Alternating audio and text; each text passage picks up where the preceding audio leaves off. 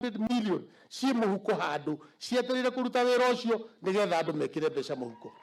Na ithue twina MCA yakwa murona haha turathire turauga tukuruta o wodi milioni 3 icio ni milioni 75 nigetha tumuhe AI mbegu cia AI cia ng'ombe quality nigetha tuthondeke ng'ombe cia guku na tumuhe mbegu cia pyrethrum nigetha andu itu mekire mbeca muhuko. Your Excellency, na maundu mau ni megukorwo me mega. Ndakena speaker neuga bill ni kurikira rika na twarikia bill ya alcohol ni tugukimisign nigetha uhoro ucio githie wega.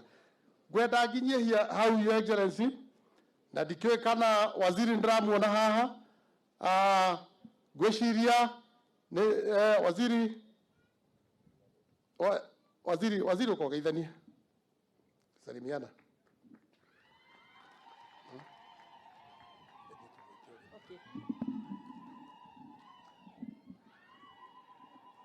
Our Bishop and the clergy, the Deputy President of the Republic of Kenya, our leaders, and all people of Nyandarua, Mwathani Agoshwo, Your Excellency, this is my first appearance since I was appointed the Minister for Investment, Trade and Industry.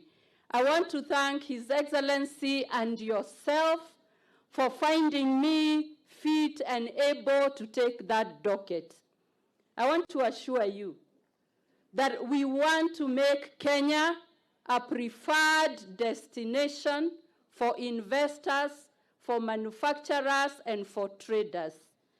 We shall do this with humility, dignity, hard work, and above all, the prayers of God's people and the will of God.